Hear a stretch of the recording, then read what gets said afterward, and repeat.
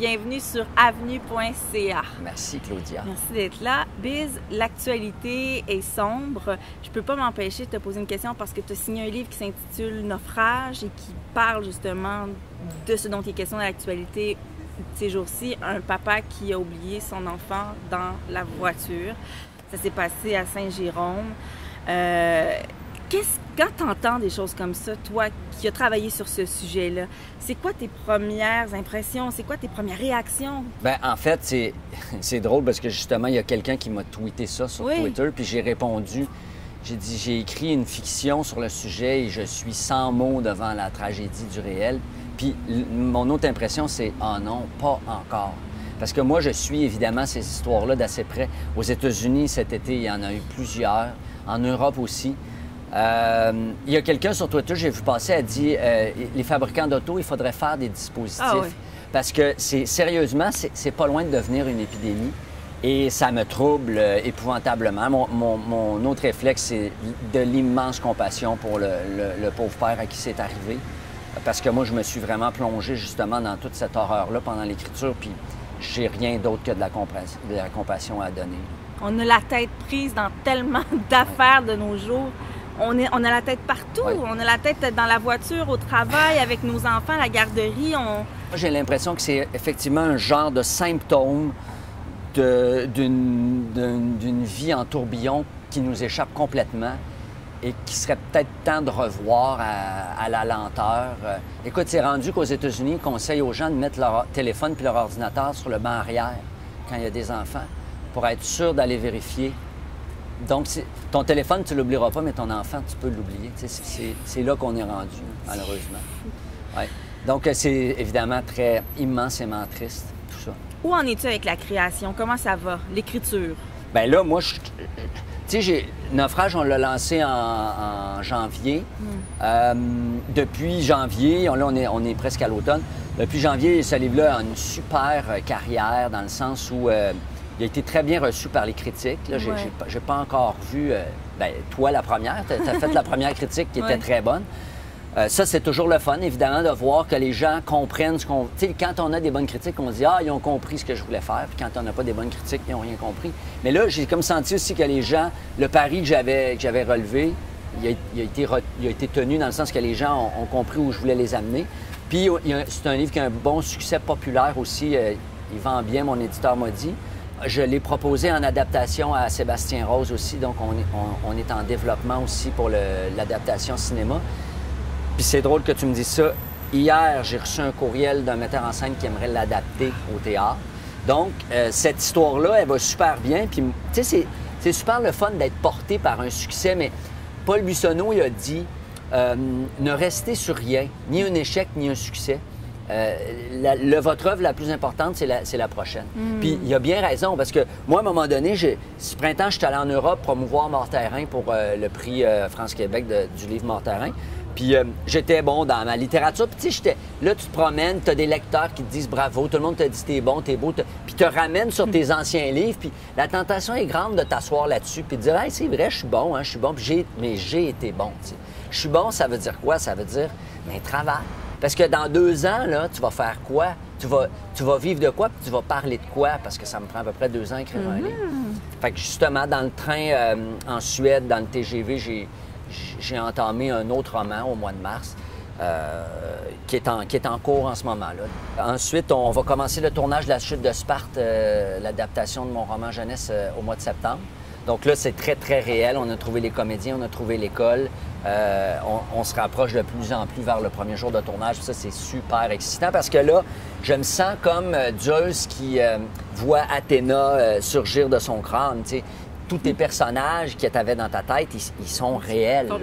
Tu les vois, tu les choisis. Oui. J'ai participé au casting. Oui. Puis là, tu te dis, bon, là, ça, ce personnage-là, son meilleur ami, sa blonde. Puis là, c'est toute une constellation autour de lui. Puis là, les comédiens commencent à se rencontrer. Tu vois que la chimie est bonne, tout ça. Fait que là, ça, c'est quelque chose d'extraordinaire que je pensais jamais vivre avec l'écriture. Puis la musique là-dedans, la musique dans bien là, la musique aussi, je pensais justement, moi, avoir mis un peu ça en jachère. Puis là, tu vois, on a écrit une nouvelle chanson dès mon retour d'Europe au mois de mars, qu'on vient de lancer la semaine passée. disons, pour l'occasion du Grand Tintamarre acadien, parce que c'est une chanson qui s'appelle Le Clan qui fait état de la fraternité francophone continentale. Donc, pas juste au Québec, mais avec l'Acadie, avec l'Ouest canadien, avec les États-Unis.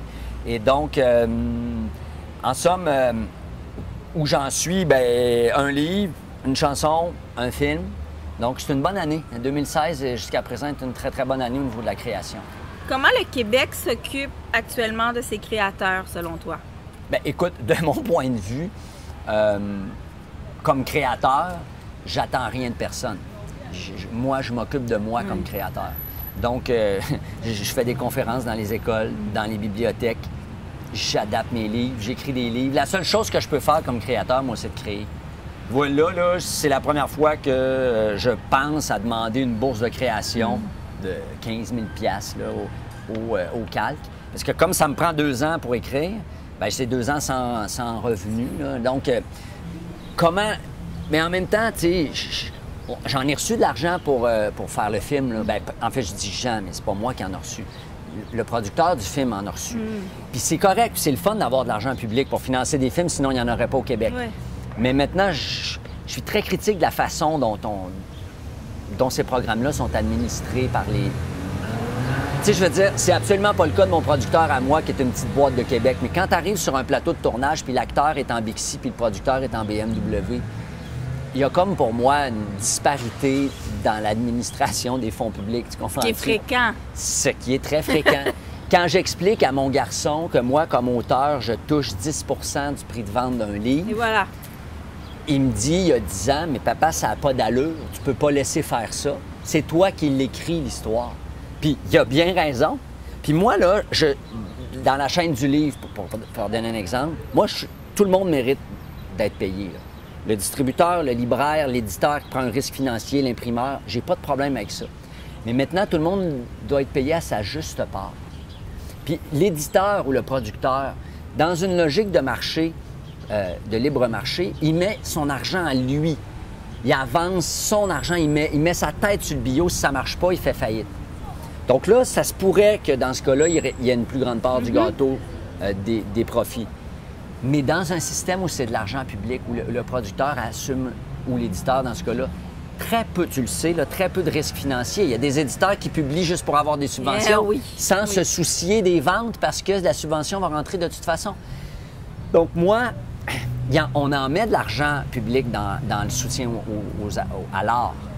Mais comment cet argent-là est administré, puis à qui il va, moi, je commence à être un peu critique de ça. Oui, qu'est-ce qu'on peut faire? Qu'est-ce qu'on peut faire?